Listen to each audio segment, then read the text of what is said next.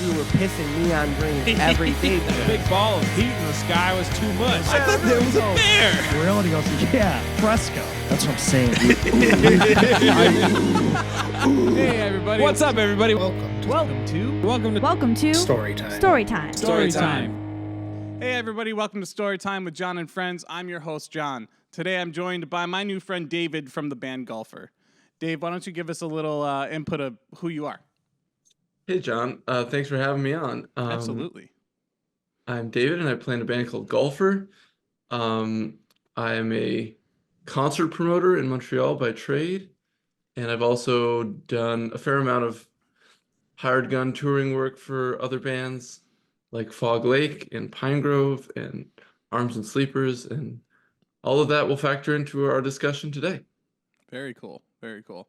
What do you got going on today? You got a busy day?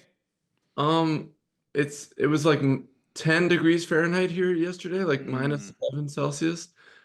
And now it's like in the mid upper 30s. I'm bad at Fahrenheit, but it's like really nice and sunny. And I think my girl's going out to yoga. I'm doing this, and then we're going to meet up and go for a big long walk in the sun and get some food.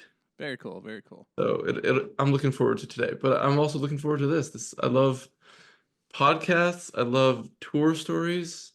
So this is pretty right up my alley. Awesome. I love to hear that. So you guys have a new record coming out? Is that this week? In a couple days, yeah, it comes out on Wednesday. Our label loves to subvert the Friday new release day paradigm. So we're doing it on a Wednesday. Okay, that's pretty cool. Yeah, it's cool because I have to wait 2 less days than I would have if it was coming out on the Friday. So yeah, I remember like when I was a kid, it was like Tuesday, yeah, and everybody was like, "We got to change this," and it just kind of happened over time. I think it was just because iTunes and everything made it so easy to the streaming services. Well, yeah, I mean, I think pros and cons to Tuesday and Friday. I like Friday because on Thursday night at midnight, it all comes out. Right. And if you're on the lit Thursday night, you can stay up past midnight and check out all the stuff. Whereas I'm rarely having lit Monday nights where I'm going to stay up past midnight too. So there's a good case to be made for the Friday, but whatever. It is what it is. Friday, if you ask me, it's a good idea too, because if it does drop at midnight, then it gives people something to look forward to on the way to work, and then it's like they're starting their day off right. Oh, totally. Yeah. I love that Friday morning metro commute to work, just scoping out all the new releases. So right, yeah. And no one's in the office on Friday, so I can just listen away. That's great. To all the good stuff. So what do you do when you're not doing music?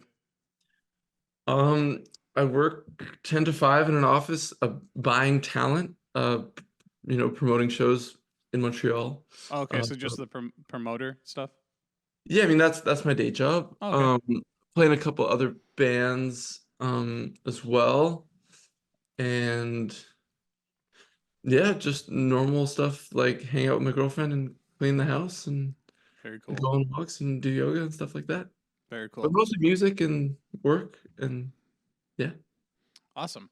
So I reached out to you on Instagram. I'm a fan of the band, fan of your music, so I was curious to see if you'd be interested in sharing some stories. You said absolutely, and you actually sent me a list here. Let's hear some stories. Yeah, I guess we can start sort of like chronologically from the beginning of my touring history and maybe work from there. Mm-hmm. So I can tell you about the first tour I ever did. When I was 18, I had started booking shows maybe like 6 months before that. I was 17. I was still in high school, and was really into. I like just discovered like post rock, and I was really into that kind of music, and just trying to bring in bands, mostly kind of from like the Northeast and Ontario, just to come up to Montreal and like play a show. Mm-hmm. And I booked this band from Boston called Arms and Sleepers, and put on their show. I didn't know what I was doing. I was an 18-year-old kid.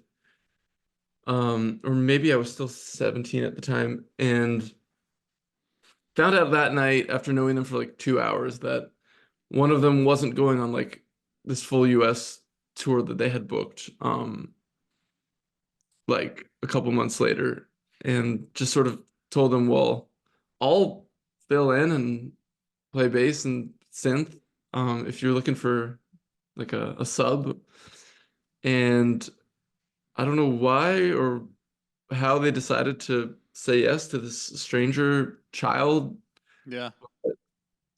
Like maybe 4 weeks later, I like got in a bus down to Boston and obviously never toured before, but had never played synth in my life, let alone live, let alone on tour. Mhm. And yeah, hardly, I had some experience as a bass player, but like definitely not a touring bass player. Definitely like didn't know just a lot I didn't know. Like I showed up with a giant hockey bag full of like way too much stuff. So Yeah. right after that, I think that was like, you know, a thing that they weren't completely thrilled about. Just who is this kid? We were doing a minivan tour, a 6 week full US minivan tour, and I took up like half the space with this giant hockey bag full of, Wow. I don't know. I think my mom packed for me, and it was just like obviously neither of us knew uh, any touring protocol. Mhm. And I remember the first night of tour, at the Metro Gallery in Baltimore, Maryland. Like I said, never played synth live before, and we sound check, and everything was fine. The parts were really easy, and like I learned the set pretty quickly, but I didn't know that like sort of like the my channel had to be muted before turning off the synth. So I turn off the synth before the sound check had muted my channel, and this giant pop, this like Mm. crazy sort of explosive pop goes off in the room. And they weren't thrilled about that either. And so yeah, that kind of like started this precedent of like child makes mistakes, and adults maybe react a little too harshly, and that just went on for 6 weeks. But I'll try and sort of dwell on more of the lighthearted stories from that tour. Um, I'll never forget because a minivan tour, we never got a hotel room. We would either stay at people's houses, obviously, or we would sleep like upright in the minivan. Mhm. We slept upright in the minivan 6 times, which as a 33-year-old is completely inconceivable. But as an 18-year-old who had never toured before, like I guess your body can obviously withstand, way more. And it's just down for whatever. Absolutely. But I also just didn't think twice about it. But one morning, I remember getting woken up in Texas, um, with a cowboy hat man knocking on my window. We were like at just like not a gas station, but one of those like where you pull in and like a rest area. We were just like at a rest area. Mhm. And I was convinced, I mean, we probably had like gotten like 3 hours of sleep or something. And then like we're startled waking up to this person, but it looked like a state trooper type of energy. So Okay. I was expecting like, oh, you guys can't be sleeping here or something. Um, but it was just like it was a person who was trying to get to Houston so that they could say goodbye to their son before they went off to Afghanistan or something. I guess that part of the story is not like the funny part. It was more just like sleeping upright in a minivan, 3 hours of sleep, and just getting Right. like woken up by this what I thought was a state trooper. I don't know. I'm also Canadian, so all of this like it's kind of my first time like in America, like Okay. really, seeing, you know, A I don't cowboy. know. Yeah, cowboy, exactly. And then I'll never forget being in Denver playing the show in Denver, and then going to this burrito place, and we park and we get out of the vehicle, and it's like, you know when you're going to a restaurant and like the lights are still on and people are still in there, but you don't know if they're closed yet or not? Yeah, it's like they're trying to close, but they can't kick anyone out yet. Right. And so it was kind of like, let's just see if the door is locked. And so we're approaching this restaurant, and it was kind of like what I remember being on like the side of maybe not a highway, but like a very, very busy, big road. Like a service road is maybe what we'd call it in Canada. I don't know if that's the term in the States as well, but Like an like interstate type of deal, or interstate, yeah.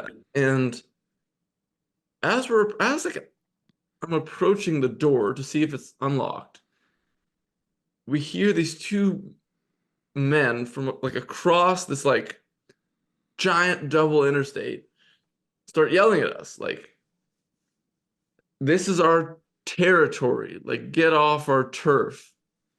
And immediately we kind of just like, we're like, we need to get the fuck out of here. And they're running like as traffic is zooming by across this double interstate at us, weird. telling us like, get the fuck out of here, basically.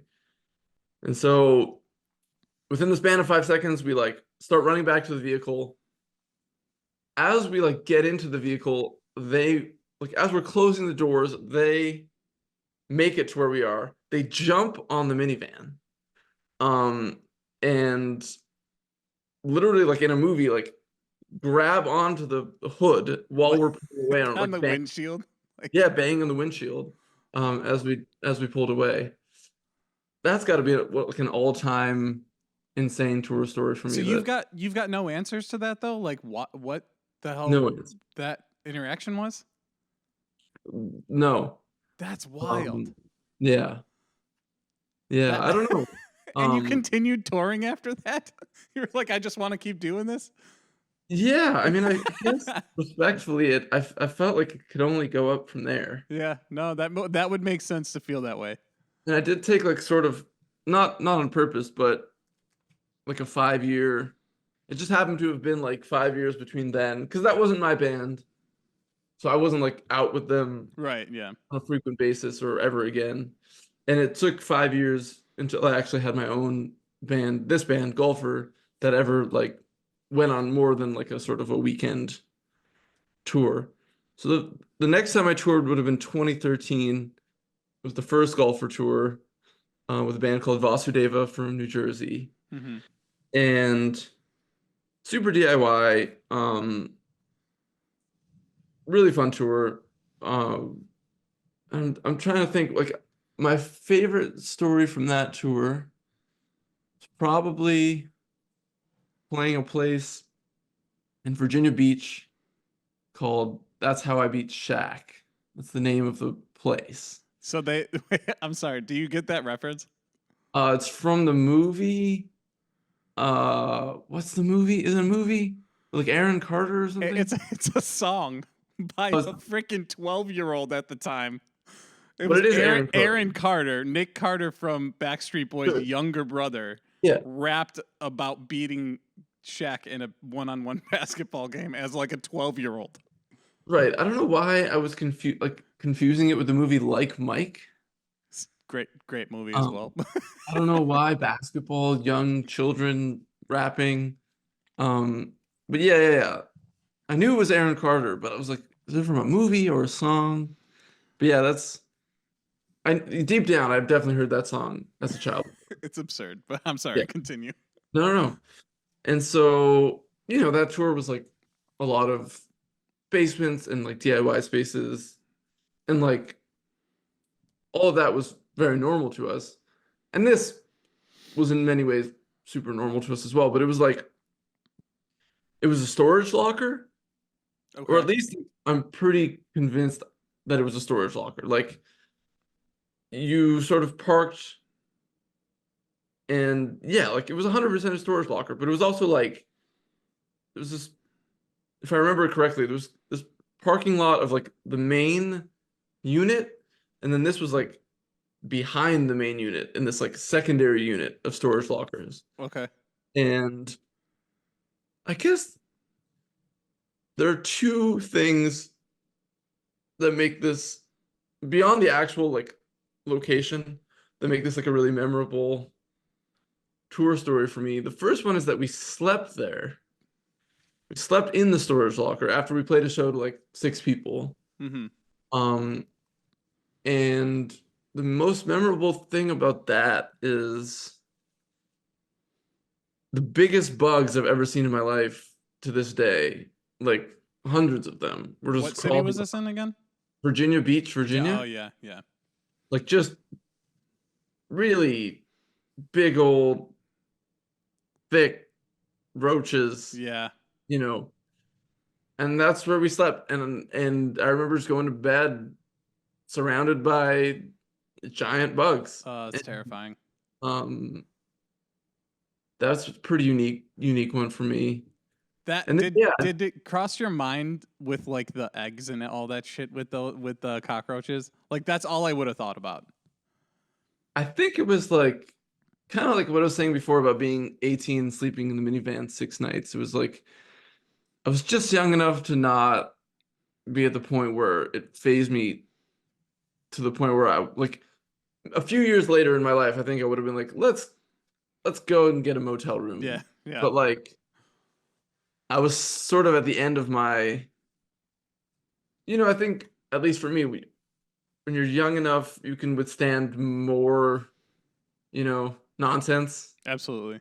And I think it was just like, we're on tour. This is fun. This is an adventure, fuck it type of energy, Mm-hmm. That might have been sort of like, yeah, one of the last tours where I don't know, just out of sight, out of mind. Sort of like smoke enough weed and forget about. For sure. It's Yeah. also, I feel, do you also agree that like when you're that young and you're just like, you have the drive to do it, nothing can stop you. It doesn't matter. Yeah, because like I guess having the hindsight now, I think your threshold is so much wider for shit like that. Like I know today, like I'm so much more fussy and like a diva about things like that. But yeah, But that's because you have the right to be, because you've already done that shit. You know? exactly. Like you've been through that stuff, so like you've paid your dues in a sense, of as far as like having to do all the shit that, like that, where it's maybe questionable at times. Yeah, and to your point, it's like I did that. It was fun as hell. I'm not here today being like, oh man, sleeping in that storage locker, one of my life's regrets. Like, Yeah, like, for sure. It's just looking back on it, great It's just an memory. experience. Like something I can talk to you about. Yeah. So Yeah. a bonus. I'm trying to think of if there were any other good stories from that tour. I think that just as far as like exceptional moments, Mm-hmm. I think that would be it from that one. And then the next summer we went to Europe for the first time. And we went to Europe with this band called Sport from France.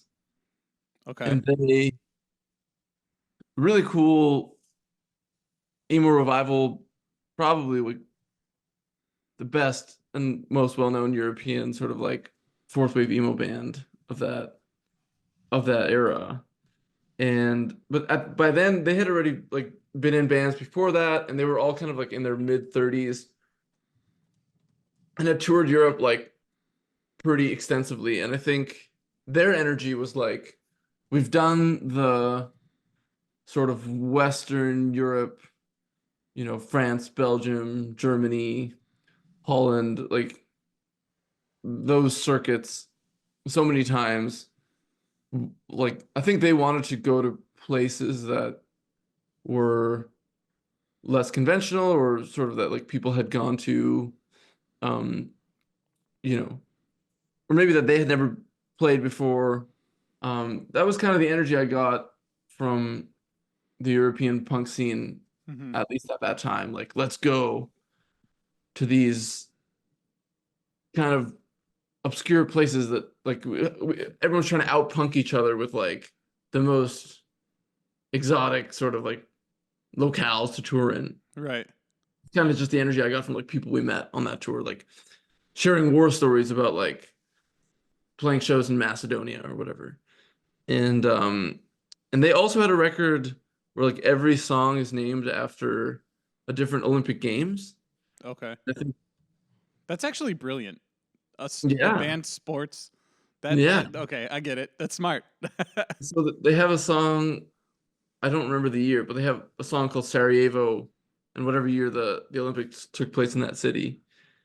And so yeah, we started the tour in their hometown of Lyon and played a bunch of shows in Italy heading east and then after playing kind of outside of Venice, we drove through 4 countries to a town in Bosnia called Banja Luka, which I may be totally butchering. Banja Luka or something like that.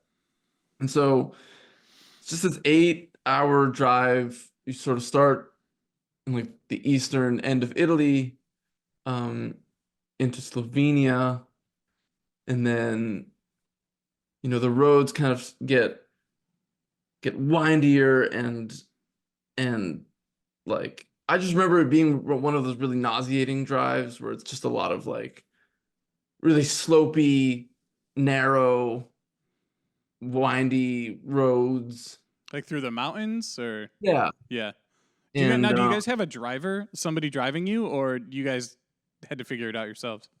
so we got really lucky on that tour because like sport did everything. So we like they booked the whole tour, and we shared a van with them and a Okay. backpack with them. So it was eight of us in one vehicle, and this is kind of important a little bit for the rest of the story. So like there were 3 kind of like rows, in like European vans. Like I think there's like weirdly like a middle seat in the front seat. So there's Okay. like 3, if I remember correctly, there's like 3 in the front, 2 in the middle, and 3 in the back. And so the 3 in the front were the 3 main members of sport because they never like had a drummer. It was like always like a different kind of person drumming. It Okay. was like there was like 2 guitar players and bass player who all sang were like kind of the core members of the band, and they were all French dudes from Lyon. And then the second row, was our former drummer and our current singer guitarist, who are both like French speaking Quebecois people. And then the back row was sports German drummer who didn't speak French. Our former guitar player from New Jersey, who was living in Montreal for a couple of years, who didn't speak French, and myself, who I'm fluent in French and I'm born and raised here, but my English is my first language. So Okay. it was very like sort of like segregated, like Yeah. nationally sort of linguistically informed separation in that vehicle. Um, but so the 3 guys in sport would like I guess share the driving, and they were like navving and tour managing whatever, and so there's the 3 of them up front, and so in a way it was really nice. We were just sort of like no care in the world. If anything comes up, like they're dealing with it. We're just sort of along for the ride, Hmm. um, sort of observing, hoping everything goes okay. So we're driving through Italy into Slovenia, and then we get into Croatia. And I believe I don't know if it's into Croatia or into Bosnia where we're like exiting the European Union. And like when you're traveling within the European Union, there's no formal borders. Like you're not like crossing the way you would like Canada into the States, whatever. Where like Yeah. you show passports and all that stuff. You're just there's sort of like free movement between countries. But I think once we got into Bosnia, I believe we were outside of the European Union, or at least we had to like do more of like a traditional border crossing. And we pull up and like right away there's like a giant sort of like rifle machine gun, just like one of those big long guns, like pointed into the window of the van. Wow. And the gentleman just kept yelling 37 euro over and over again. He's like 37 euro, 37 euro. And I guess we had to like pay 37 euro to like enter, To cross. but it just felt like really intense, Yeah. aggressive gun in the vehicle energy. Yeah, that seems like that was like that's not like part of the government there. That was just going in his pocket. Well, that's kind of what we later learned. Like a lot of it felt like it was extortion based Yeah. policing. Like we heard stories of people, other bands on tour in that region, like going about their way on the road, and then suddenly like a blockade would go up just because people saw, mainland or not mainland Europe, but like, whatever, like German plates on a Yeah. vehicle. And then, like suddenly there's a blockade, and suddenly there's like a 50 euro, fee to pass the blockade, or just, Right. heard a lot of stories like that. But I guess the people in sport paid the 37 euros, and we entered Bosnia and made it to Banja Luka, and then the town, pretty small city. I don't remember really seeing like a lot of people walking around. It felt like, yeah, pretty drab and not a lot of life. And I remember like the guys in sport just had like no idea where the venue was. And we're kind of just like driving around the little city center, like, and they had no idea where to go. And so we just park at what looked like an abandoned like soccer stadium, but I or just like kind of a rundown soccer stadium. And I think they called the promoter who was also in this really cool screamo band at the time called Deer in the Headlights. Mm-hmm. And he pulls up in this like brand new Mercedes, and it's like, follow me. And so we follow him into this like industrial factory compound Mm-hmm. that I remember being like guarded by other people with like sniper rifle type things in these towers. Um, and we pull into there, and the show is in this squat that was randomly in this industrial complex. And the shows we played in France and Italy were like insane, like hundreds of people, really good vibe, super enthusiastic. And I remember pulling into this squat, and like the energy was like pretty low. And I think they were just like, if you're not sort of like a grindcore band, we don't want to, we're not interested. And we sort of pulled up as these two like twinkly emo punk bands. Yeah. And I think it just wasn't for them. And yeah, it was just kind of a bleak vibe. No one really came out to the show. The squad itself was covered in imagery from the war, Okay. that had happened like just a couple decades before. It was just like photos of carnage from the war. Wow. So like gory. Yeah. Yeah, that's Um, nuts. yeah, it was pretty nuts. Um, and then the next day we played in Sarajevo, which is a whole other story. Um, so we pull into what I understand to be like the only rock venue in Sarajevo, and we park in this kind of like arcade alley um next to like a pretty main street, and we start loading in, and I immediately notice someone smoking weed um by the load in. So I'm like, cool, like weed is pretty chill here. Yeah. That's exciting. And that's the preview for the punchline of the story. But we load in, and I'll never forget like the opening band. Super nice kids, like teenagers. They're like a deathcore band, but they didn't have any gear at all. Like, so they borrowed all of our stuff, but like ended up playing deathcore, but like with no distortion. Oh. Ended up just playing this like really clean. Like that was like to this day one of the most surreal, just like live music. How did that sound?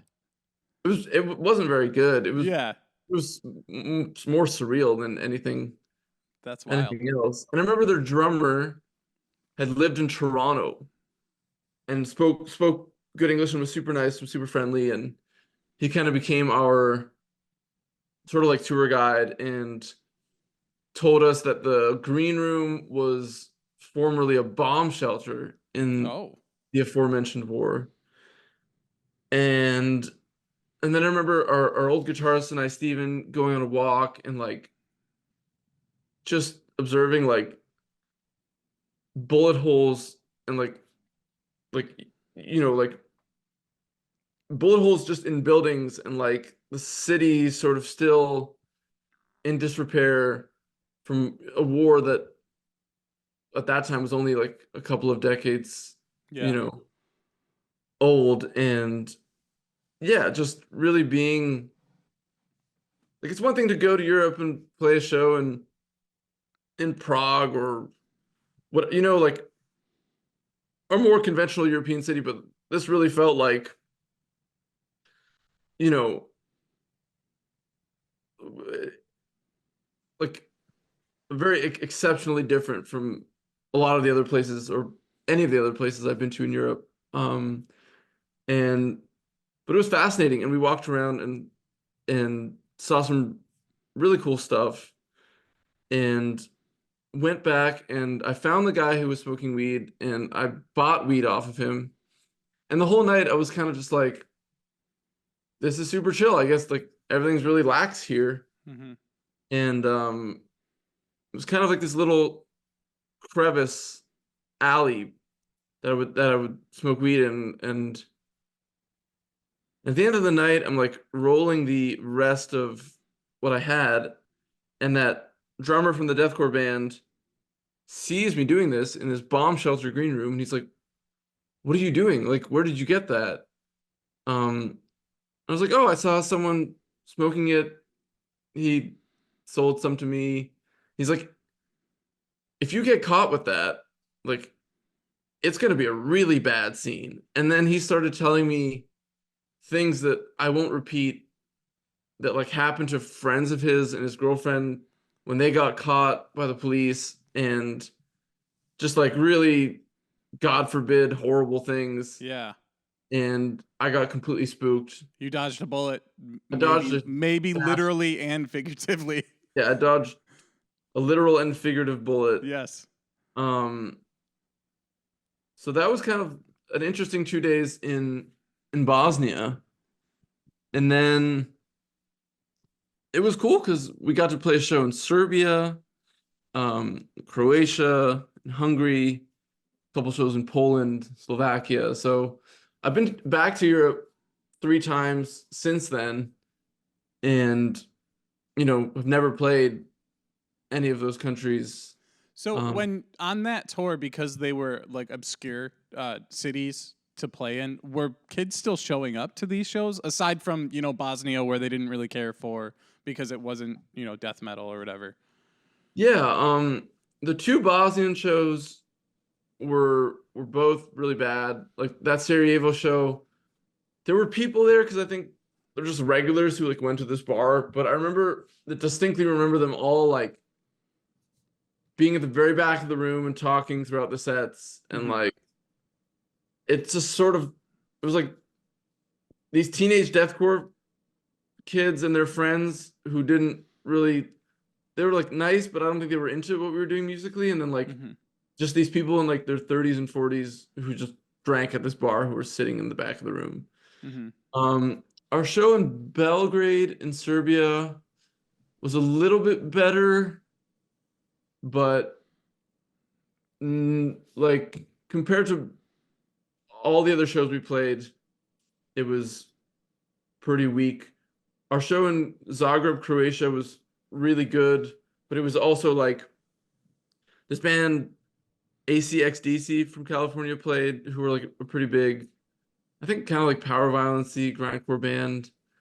And then these two French bands that were also on tour, Aussitôt Mort, and I'm forgetting the other band's name, but like these two post-metal bands from France. So it's kind of this like mini festival. So I think it was just this squat where a lot of like crusty people hung out at, and I think the shows were lit, but I think the people were there more to see the heavy bands.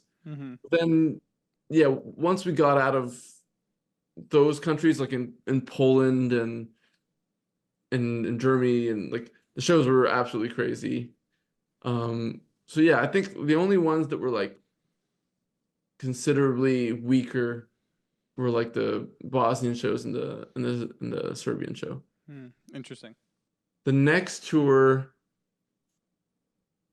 I was going to speak to Golfer Tour of the States again in 2015, and my big memory from that one, it's like an exceptional, weird, wacky story, is we used green vans, who were like a van hire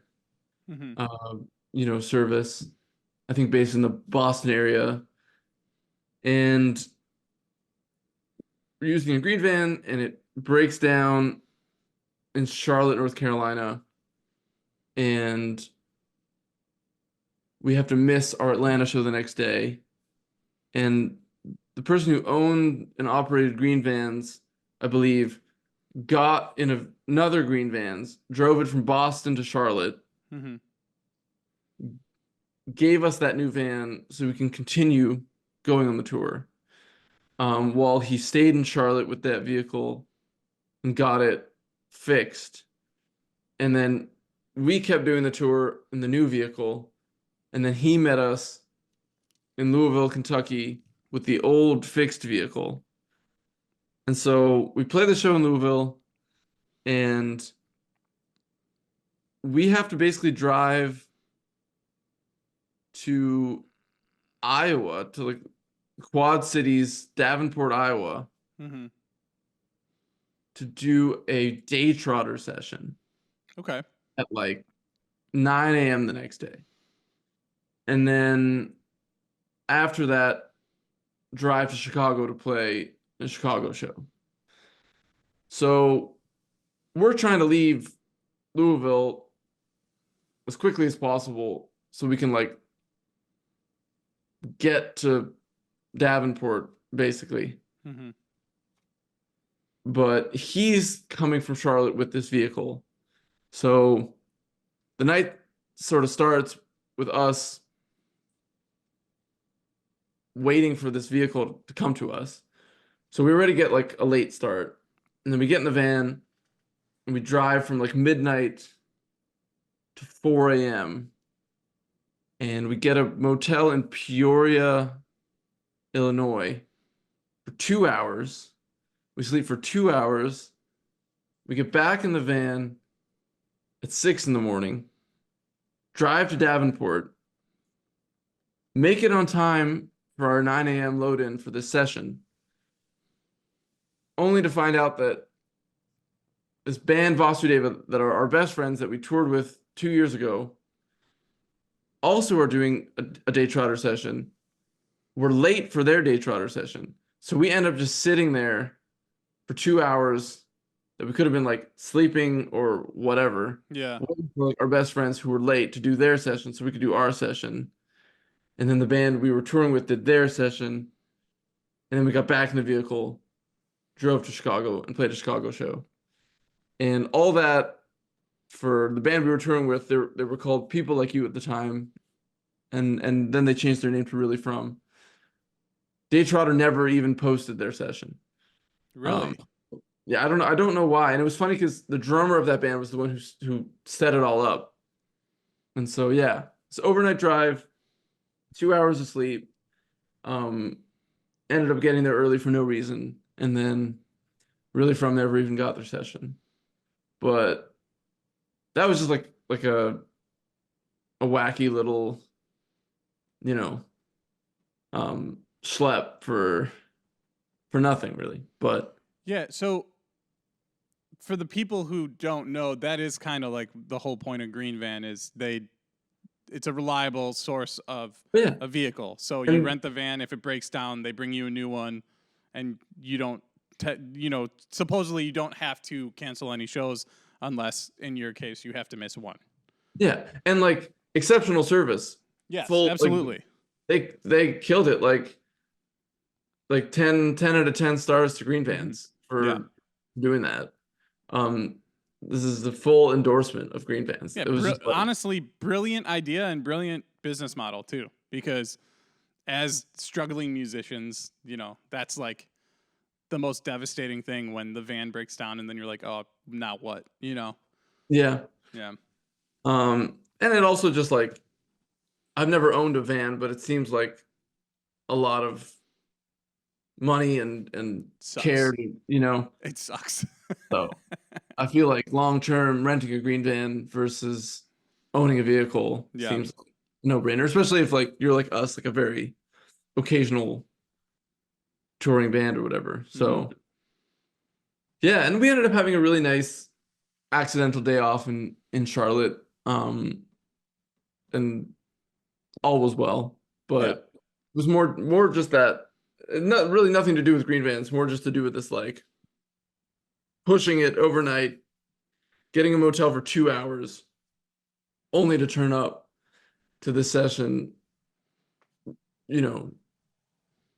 for us to just wait and sit there for 2 hours until this band that we were really good friends with were late and screwed us over. Just it's just like a funny sort of domino effect of coincidences and stuff like that. Right. Yeah.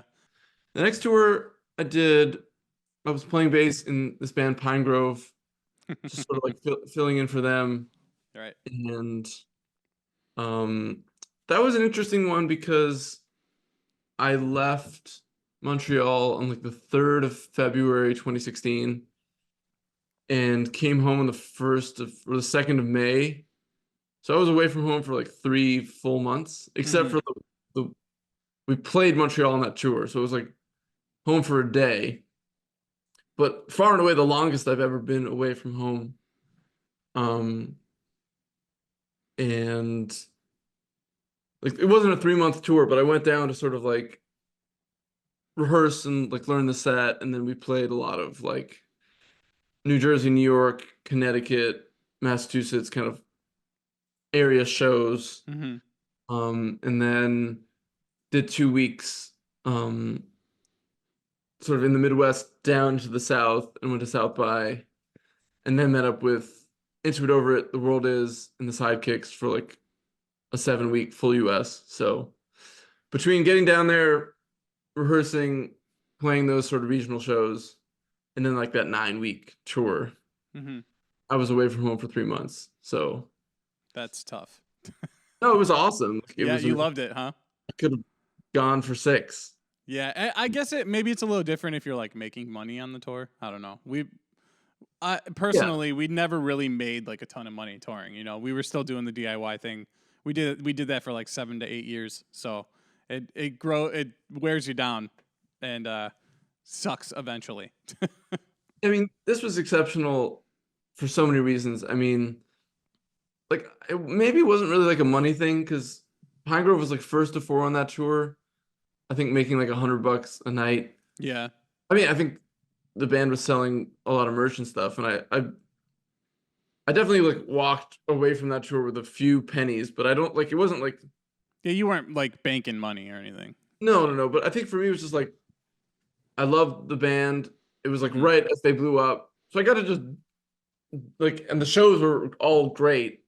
Yeah. It's just like every day is like this really fun, like you're just immersed in like all of these really cool things. Like I don't know, like it wasn't like trudging it in basements for Right. 3 months. It was, Yeah, and you're surrounded by good people too. So yeah, and the actual package tour we did was awesome, and I love all of those bands and all the shows we did before that. Were all really good shows with great bands. Mhm. Um, so yeah, that was just like pure fun. There was never, even though it was like a minivan tour, and it was a lot of like sleeping in people's basements, whatever, or on people's floors. Like there was never a moment on that tour where it was like dull or that Yeah. felt like we were eating shit or whatever. So Was there anything that you guys all stopped and did that was really memorable? Like something that maybe wasn't music related, as far as like, oh, we went to a waterfall and jumped out, like shit like that.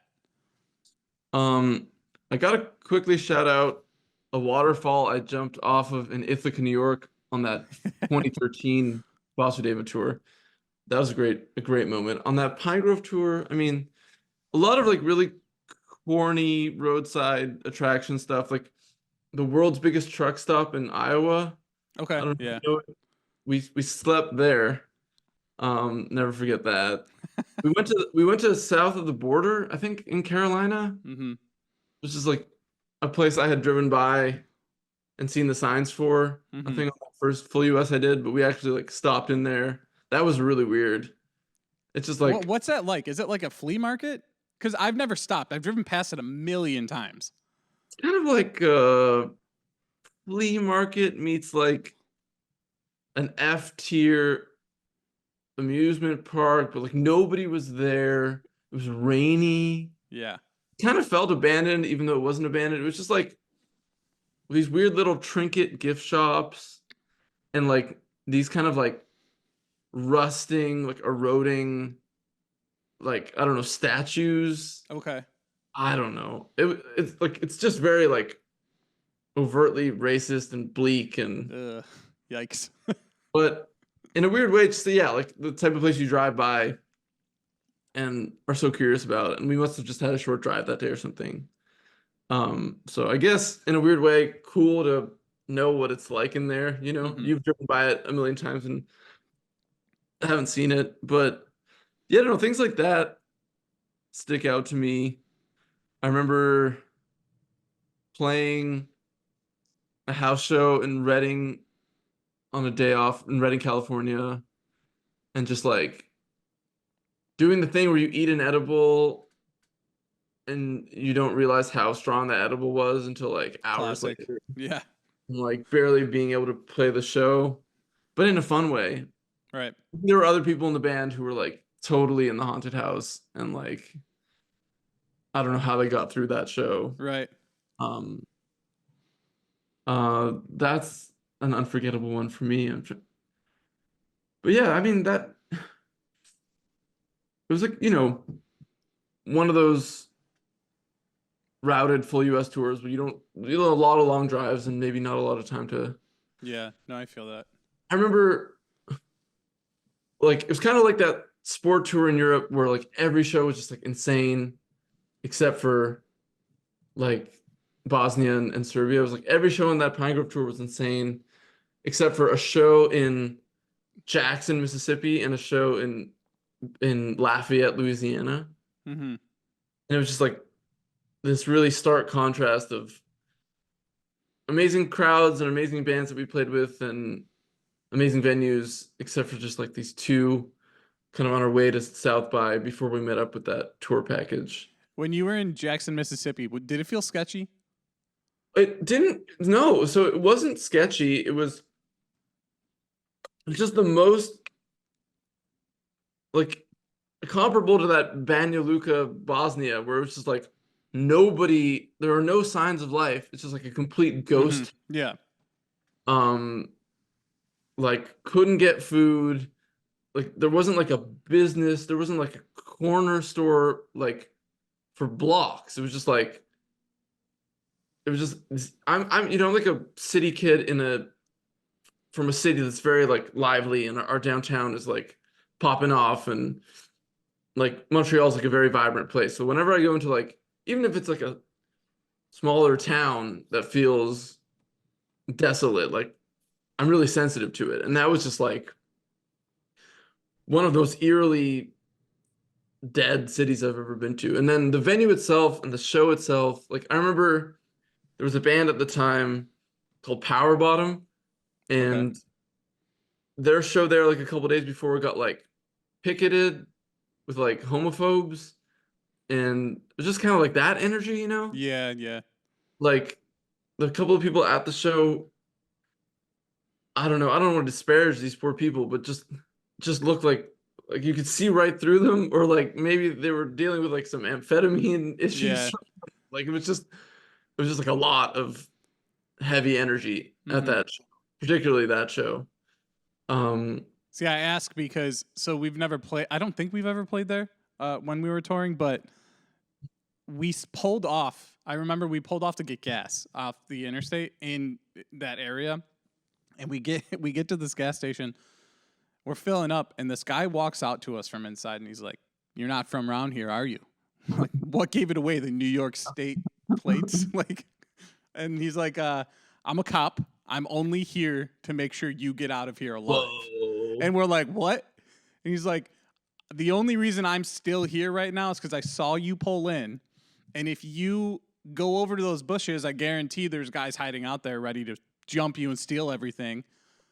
And then we're like, "Oh, we appreciate it, whatever." And he's like, "You got some free merch for us?" We're like, Whoa. No, dude, we don't have free merch for you. Sorry, like that's our livelihood, And we go in, we pay, we maybe grab like energy drinks or something because it was a night drive, and maybe cigarettes or something. And we're getting ready to leave, and he's like, "Listen to me. You go back the way you came.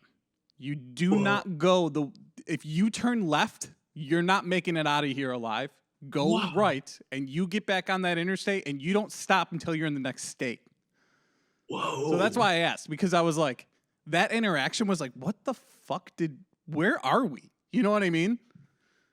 Yeah, I remember it being like very downtown Jackson, and I remember it being opposite like this hotel that actually looked like maybe in like the 40s and 50s was like this really posh hotel. Mm-hmm. It was still operating, and so like I definitely wasn't like a sketchy part of town, and Yeah. I guess we got lucky and didn't end up where you maybe we just went to like the wrong gas station. I don't know. And the dude was trying to intimidate us because he's like, "I'm an off-duty cop." I was gonna say, was this a uniformed officer? He wasn't like, uniformed, but he was strapped, Okay. But he wasn't uniformed, and he had like his badge around his neck or whatever. So, and everything on it couldn't have been a great area because all the windows were like barred up, and like when you went to pay, they had to like push out the little drawer for you to place the money in, and then they'd pull it back and do whatever they had to. You know what I mean?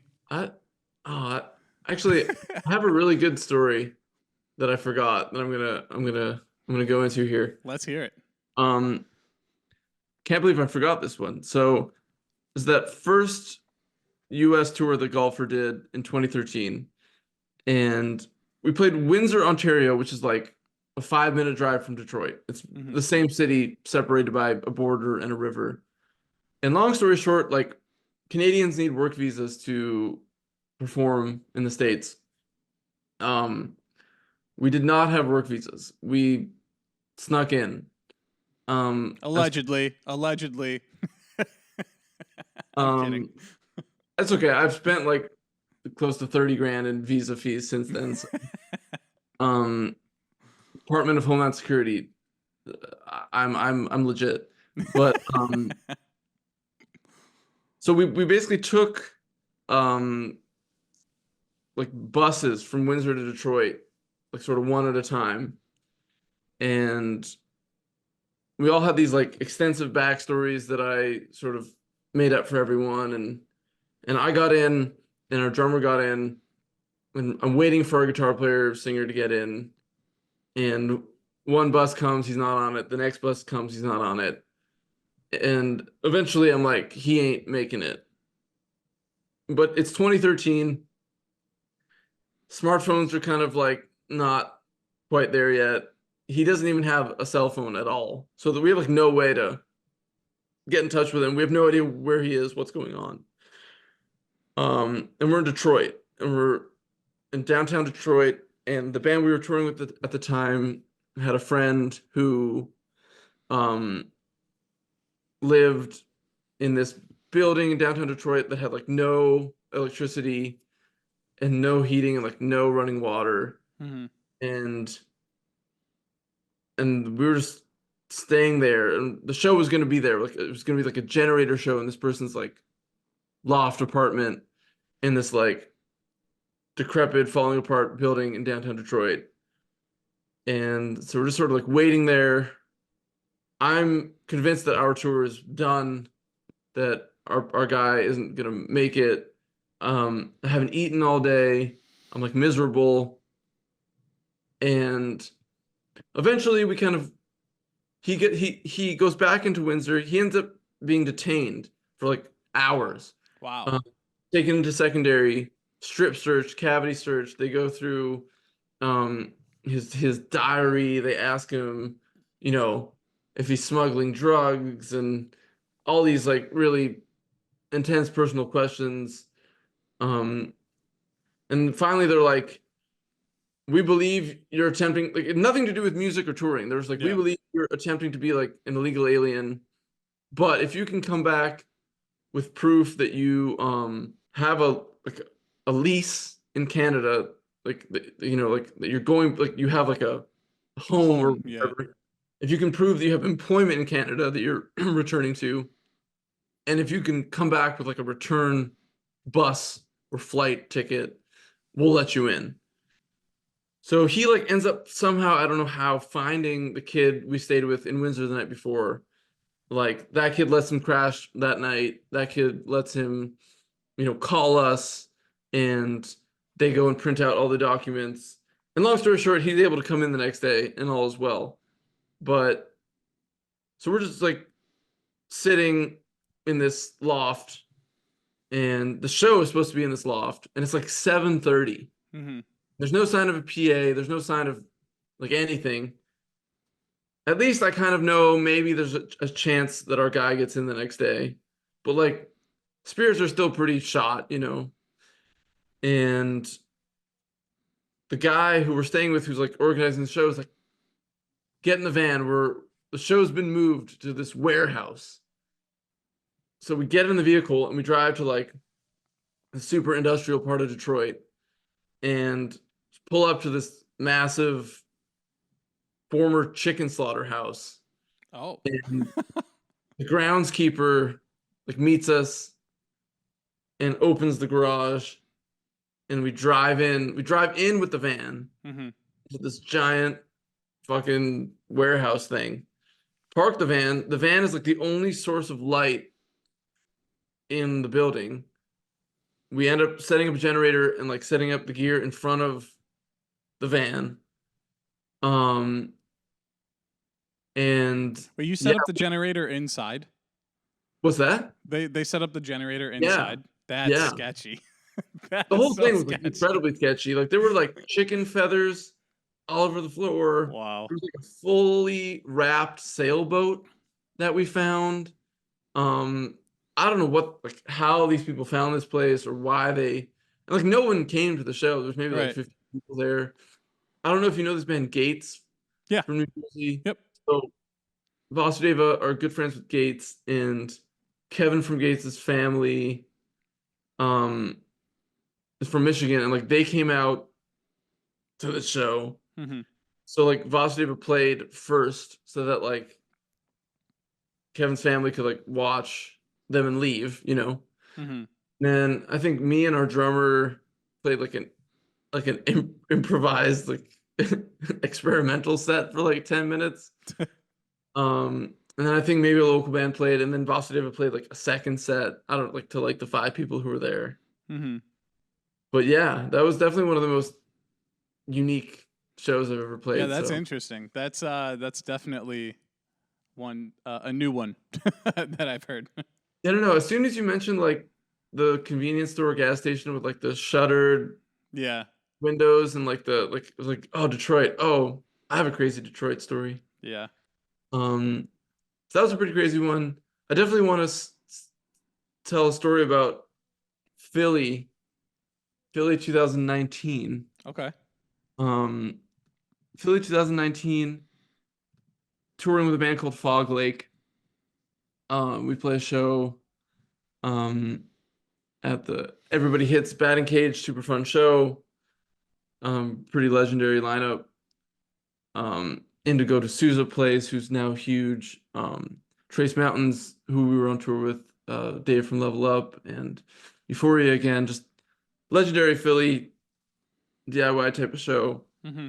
And we're staying with person from Euphoria again, and they're just living in kind of like what I would describe as kind of like a party house, that kind of energy. And like Yeah. the after show is very much just like 100 people just raging, and it was sort of like Fog Lake is like a solo project, and I was playing bass. We had a drummer and we had a driver, and I think Aaron from Fog Lake was kind of like partying, and like the 3 of us, band members and driver were kind of more like trying to go to bed. And so we're set up like in the very unfinished basement of this house, and it's just like a party upstairs. And it's also like cold and dank, and we're kind of sleeping on just in a very dank circumstance. So we're like, we're not gonna go to sleep probably until like 4 a.m. Right. But this kid I kind of knew whose band I had booked had offered us to crash with him, and we have the address. So we're like, let's go try that. So we like pack up all our stuff. It's already pretty late, and we make it to this person's spot, and his spot, respectfully, is like worse. Mm-hmm. It's like 110 degrees. It's a mess. It's full of bugs. There's nowhere really to sleep. It's like tiny and just anyway. It's like somehow worse, somehow harder to sleep there. So we're like, I guess we pack up all our stuff again. Wow. And go back to the party. Yeah. And as we're doing that, I've got like a sleeping mat, sleeping bag, knapsack. We're like walking to the vehicle. And as we're walking to the vehicle, we just hear like a car kind of like screech around the corner, and a guy just chasing after it. And we're basically watching like a carjacking happen in real time, which is like the first time I'd ever seen like a live carjacking. No, I've never seen that. And all I remember is that the bumper fell off, and the guy stopped to pick up the bumper and then kept chasing his stolen vehicle. Why steal the vehicle that has the bumper barely hanging on, So then we got back into the van, went back to this party, and went to bed. But that's definitely like an all-timer for me. Just that's funny. And the irony is that our driver lived in New Jersey, and we could have went and slept at his parents' like beautiful home and had a great night. But we were like, oh, let's not drive the hour. Let's just stay in Philly. It'll be easier to get to DC tomorrow. And ended up just being a miserable, wacky night. But that's tough. Good memory. I remember we played like a house show, but it wasn't a house. It was like an apartment complex. It was actually with Pine Grove shortly before they kind of blew up. Mhm. And which I wish I knew who they were before then, because we played and then I was outside drinking beers and smoking Yeah. cigarettes the whole time. And I love Pine Grove. They're they're one of my favorite bands. So missing them then, like looking back on it now, I'm like, like that. They're great. Was that the summer of 2015? Would that have been 2015? Probably around then. Yeah. But I shout out Ruben. I forget his last name. He's the one who booked the show. But it was just like this Philly? apartment complex. Yeah. Yeah. Is this apartment complex, and then on the basement floor was like this crazy punk room, basically, that you like walk through the basement of this apartment complex, and it's just like graffiti everywhere. And there was probably like 10 bands on that show. It was a great show, but yeah, I just remember thinking like this is pretty gnarly. Yeah. Philly's a wild place. I love Philly. I've actually never played an actual venue, just always like house shows, basically. Yeah, it's funny. Like, I've only ever played either house shows or like variations of DIY spaces like that. Everybody hits batting cage. Yeah, basically the same thing. Or the Yuki Club, which is like, it's just like a Ukrainian federation, basically, that a lot of shows are happening at now. And then on that Pine Grove tour, like on the Into It Over It leg, we played like the TLA, which is like 1,000 cap. Oh wow. I think it's like a Live Nation or AEG room. Okay. But it's like, yeah, like I've never played like a 200 cap club. Like there's like Johnny Brenda's and Kung Fu Necktie. Like there are like normal clubs, but I've only ever played like 1,000 cap or like some iteration of a DIY space or like a house in Philly, which like, yeah, it's something I think about a fair bit. But yeah, I guess I was gonna talk about a 2018 European golfer tour where we flew into Prague, and the idea was like, instead of starting in a place and ending in a place and ending in the same place, we're gonna like start at one end of the sort of continent and make our way to the other end, so that like I don't know what my logic was. I think we had a pretty small window, and it felt like we could cover more ground if we did that. And so we had our driver drive from Leeds to Prague. And this was the third tour that I had done with this driver. And he has this really sort of like old clunky van, like the door wouldn't close, and it was in really poor shape. And long story short, we play that show in Prague. We're driving to Berlin, like super excited for our Berlin show. The 2 shows we played in Berlin were like some of the best shows we played in Europe. Like really good promoter. It's like going to be an awesome show. We're kind of like halfway between Prague and Berlin, and the vehicle just clunks out. Like finally, like dies forever for good. Like that man has never driven again since. And so we're just kind of like stranded on the road in the middle of nowhere, Germany, and just kind of figuring out like what we're gonna do. And so I believe we get like a tow to this dealership who can like service the van, and at a certain point it's like, yeah, there's no way we're making it to Berlin. That sucks. But like, where are we gonna stay tonight? Like, what are we gonna do for the rest of this tour? We're in the middle of nowhere, like we're in Germany, like we don't speak the language, our driver's not German, try to figure out like what is gonna happen. We find a McDonald's, and we sit in that McDonald's probably from like noon to 8 p.m. We're sitting in this McDonald's, and like some of us go with our driver to this car dealership. We're kind of like doing a diagnosis on the vehicle, and long story short, they're like, this vehicle's cooked. But like your insurance can like get you a replacement rental, but the replacement rental's like barely more than a sedan, you know? It's like Yeah.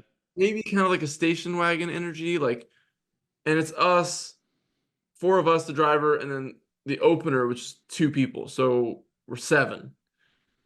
So like we couldn't fit, like it would have been six passengers. Mm-hmm. So forget the gear, forget merch. Mm-hmm. It's like we got guitars, we got personal stuff, and we got the seven people, and we have to ride with one person on another person's lap. That's got to be so uncomfortable. Yeah, it was insane. And so we missed the Berlin show, we sleep in a hotel, and then our driver sort of like starts coming up with a plan because like we're in this rental and we're heading, west. Mm-hmm. We're playing in this town called Wiesbaden in Germany, and then we're playing Belgium, and then we're going over the UK. And we have like a festival in the UK with like Glassjaw and Lasput and Foxing and Shellac, and like we can't miss that. Mm-hmm. My whole thing's like we need to get to this festival. It's like the whole reason why we're kind of over here. And our driver's like, yeah, I feel you, but like my vehicle and my backline and your merch is in this like garage in rural Germany. And like I eventually need to go back and get Right. her shit and my shit and maybe this car if it ever drives again, you know? And so we drive to Wiesbaden, we play the show like in this rental. We drive to Belgium, play this little fest with Full of Hell in this rental. We drive to the UK. He finds a driver on a Facebook group for like the UK tour driver like community Facebook group. Mm-hmm. This like ends up being this really sketchy guy who is like being really insensitive to the only female in the party and like making inappropriate remarks to her, and like we all hate him and he won't shut the fuck up and he sucks. And so we're stuck with this guy who nobody knows, the stranger from Facebook.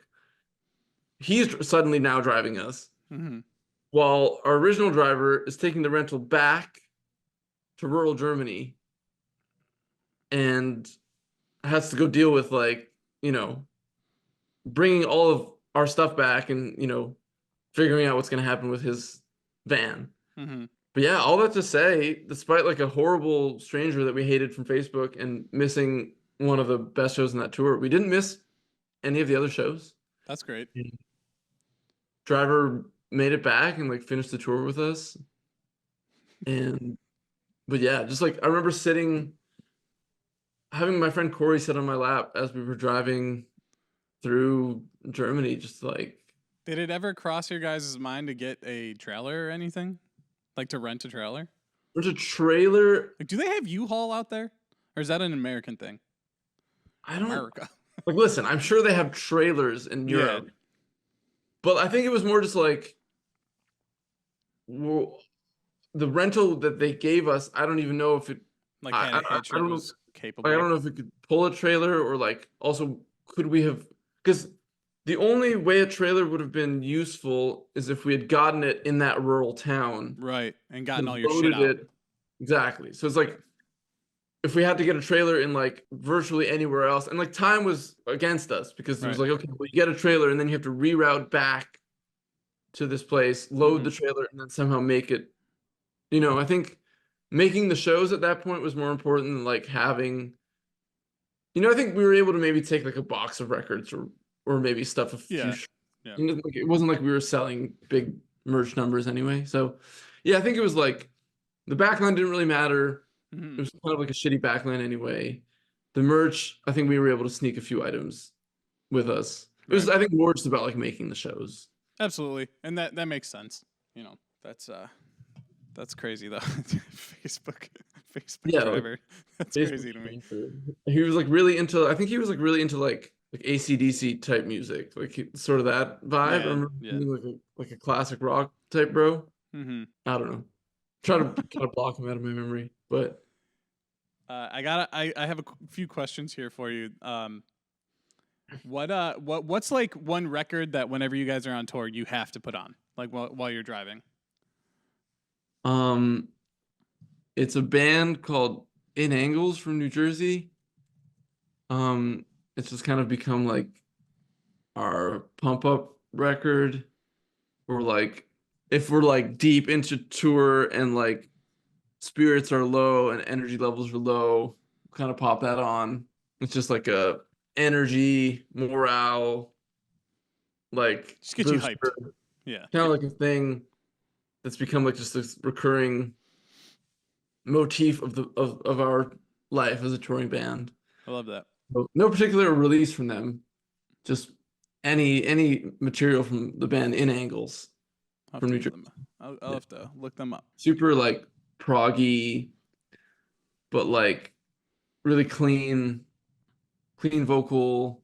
Yeah, I don't know what to compare it to. Like maybe Dance Gavin Dance or something. Okay, gotcha. That kind of vibe. But like favorite food to get on tour? Like, is there anything that you're like, we're in, Chicago, we need to get this pizza, or anything like that? Anywhere really. my people, because I'm vegan, but the rest of the band is definitely not, and so I'll kind of speak on their behalf because they're 3 and I'm 1. But like big Popeyes band. Okay. You don't have Popeyes in Quebec or in Montreal, so big fried chicken band, but like Popeyes specifically. It's like we don't go to the States very often, but like there's Popeyes like in Toronto, or we flew out to Calgary to play a festival last summer, and like there was like Popeyes over there, so like that's definitely like, or like in Nashville, we played Nashville, like they went and got Hattie B's or whatever. Like definitely a big fried chicken band. As a vegan, what do you typically look forward to? Like, have you been to Amy's Place in Buffalo? Like, any places like that? Amy's Place in Buffalo? Yes. No, they're a big vegan place. Yeah, I've only been to a lot Buffalo, of vegan options. Only been to Buffalo once in 2015. We're obviously we did a split with that band Del Paxton, good friends of ours. I remember we went to this cafe that I think Zach was working at and Spot had Coffee? What? Was it Spot Coffee? I don't remember. Yeah, I think that's what it is, because Greg used to work there too. Yeah. Greg's been on the show. Greg's a close friend of mine. Yeah. I noticed that. That's why I was like said it more matter of factly that you would, know that. Anyway, the connection. But absolutely. I don't have any. I remember we just played like a house show. I don't really remember, like, I don't really have any fond memories of eating in Buffalo. Yeah. Unfortunately. Trying to think. It's got to be tough to be a vegan on tour though, just because. I mean, I'm sure it's a little easier now, just because it's like more, I guess, popular to be vegan. Like it's maybe not popular, but it's more like more people are vegan. So there's more restaurants popping up here and there, or at least vegan choices. But I've been doing the touring thing as a vegan for 15 years now, so I can kind of map out like how much better it's gotten. I also think it's like geographically, specific. Like certain pockets of the States are easier than others. Certain pockets of Europe are easier than others. Like when we toured Japan, it was actually really difficult to eat vegan. Like, so it's very like specific to geography, Right. But like it also depends on who I'm touring with. Like if I'm touring with people who are like down to accommodate me, then there's always going to be a Whole Foods or like Trader Joe's, or like there's always going to be a spot. For even in the most Midwestern or South, like, there's, if you're willing to sort of go out of your way, there's always, especially in 2024, there's always a spot. Or like absolutely I love Taco Bell. We don't have Taco Bell here in Really? Bell. We had 3 KFC Taco Bells and they shut them all down a few years ago, but they were really bad because everything just sort of tasted like KFC. Yeah. But like a good Taco Bell only location in the States. Like I'm sure if I lived down there, I'd be pretty whatever about Taco Bell. Mm-hmm. And I'm sure if I ate meat and cheese, I'd be pretty whatever about Taco Bell. But like as a vegan who only gets to go like once every 2 years or whatever, Mm-hmm. I absolutely love it. And like in that little 2 week or 4 week window where I'm in the country, I'll only maybe get sick of it towards the end. We Right. also had Feed the Beat on the last one, so we were there quite frequently. That's But convenient. yeah, like I remember being on tour in 2019 in the States, and like the Impossible Whopper just came out, and like Del Taco had like Impossible Meat, and so yeah, just all these kind of like novelties. Yeah. But the States is good, like especially the coasts and places like that, like or even smaller cities. Like every city has their at least veggie friendly spot. I think it's Right, more yeah. about, like getting your people to drive you there or getting lucky enough that the venue's like walking distance or Mm-hmm. but yeah, like upstate specific. I remember eating at a pretty good spot in Syracuse. We were in Rochester a couple years ago and I got really good food right by the Bug Jar. Like there's always a spot. Or like For sure. Uber Eats and stuff makes it really easy too now. Yeah, and Uh, I guess I never even thought of that. you can be like caught like late. You're sort of like only really have time to load in and no real time to get food. Or like you're just the venue's kind of like not close to anything and I don't have a driver's license, like I can't get in the vehicle and just drive to a spot. Right. So I've definitely on recent tours I've definitely used Uber Eats as like like I'm not gonna drive myself crazy. I'm just gonna maybe spend like a couple extra dollars and get this delivered to me. So I remember doing that in Nashville actually. Like they all went to Hattie B's, but I just got like a vegan Nashville hot chicken just Mm-hmm. delivered to me. So now that I think about it, that's actually quite a game changer. Just like the democratization of like delivery. Yeah, yeah. I guess I never thought of that. Lastly, your favorite country that you've visited or been on tour in? Well, I guess I just mentioned it briefly, but meant to bring it up more thoroughly in like the body of our conversation. But I guess I'll use this time to talk about Japan really quickly. Yeah, absolutely. I'll kill 2 birds with one stone. I'll say that Japan definitely like undeniably the coolest, most unique place I've ever toured in. The venues are incredible in terms of sound, backline, staff, like everything is just done so professionally. Like a lot of venues, these are like 200 or 300 cap rooms that like have a sound tech and then like an assistant sound tech and like Mhm.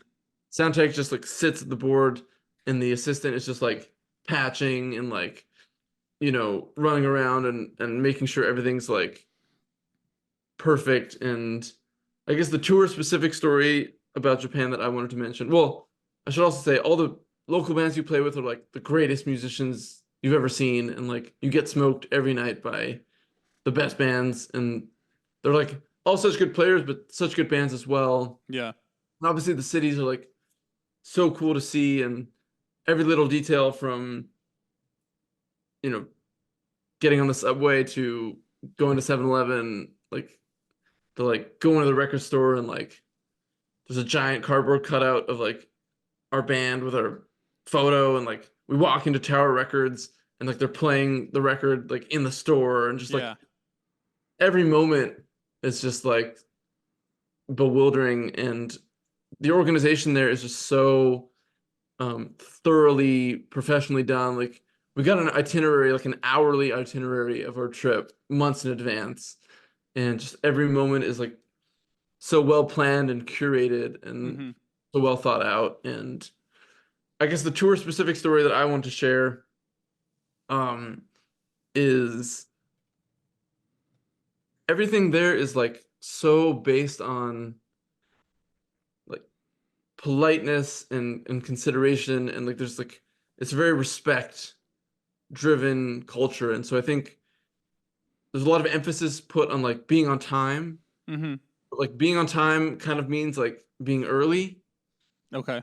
So the majority of the shows we played were like in the Tokyo area. Like we played like a few shows in Tokyo proper. We played a show kind of a little bit outside central Tokyo, and then we played a couple of like acoustic shows like in a record store. But like the majority of the stuff we played was around Tokyo. But we played a show in Nagoya and a show in Kyoto, which are like 5 or 6 hours west of Tokyo. And so we played I believe it was in Kyoto, and then we had to go back to Tokyo the next day.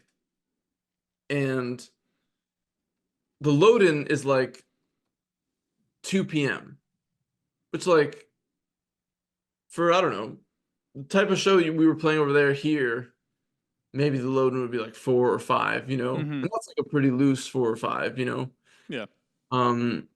Depending on like your sound check requirements or whatever. But long story short, we play the show in Kyoto. They get us an Airbnb. We go to sleep around like 2, and at 4 a.m. they wake us up. They're like, "Hey, we need to leave now to be on time for our load-in in Tokyo."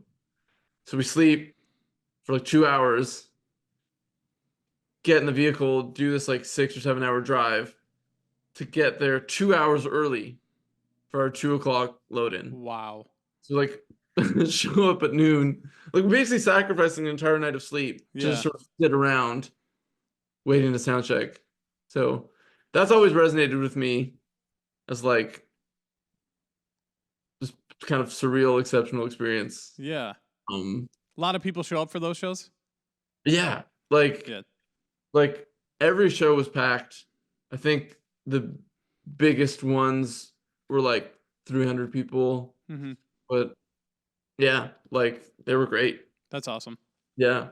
Every time I see like a North American or European band go over there, the shows always seem really well attended. Like, Yeah, most of the people that I've talked to that have been over there, they all say basically the same thing of like they come out because even if they don't know you, they may never get the chance to see Right. you again. So they're there to see you because now they can say they saw you, yeah, or it's like a genre thing. It's like, well, I like these other bands who are emo or math rock or whatever Right. the subgenre in question is.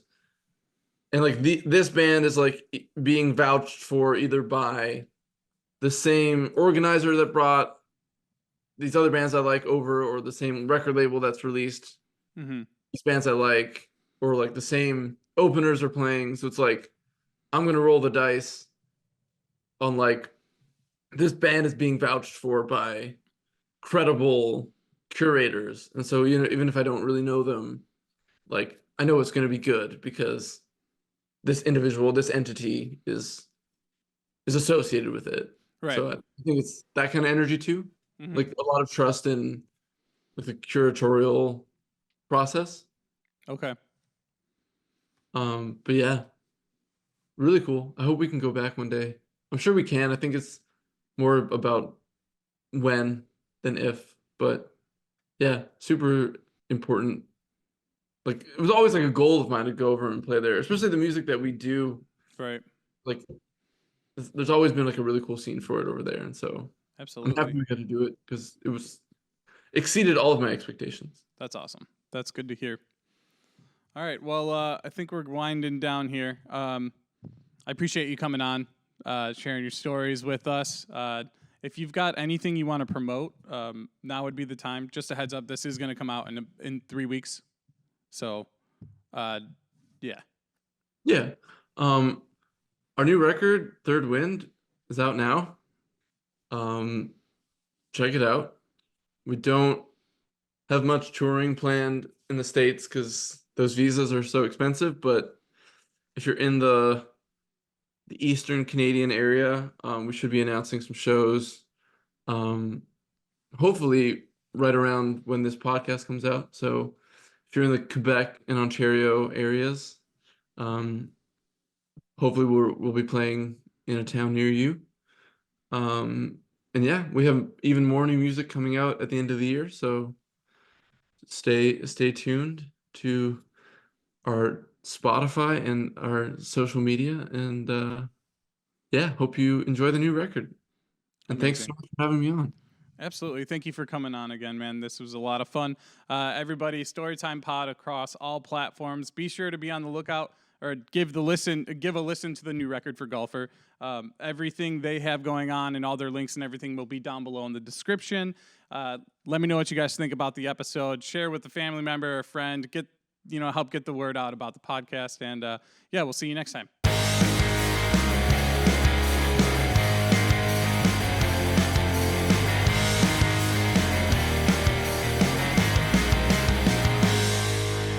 Bye, bitch.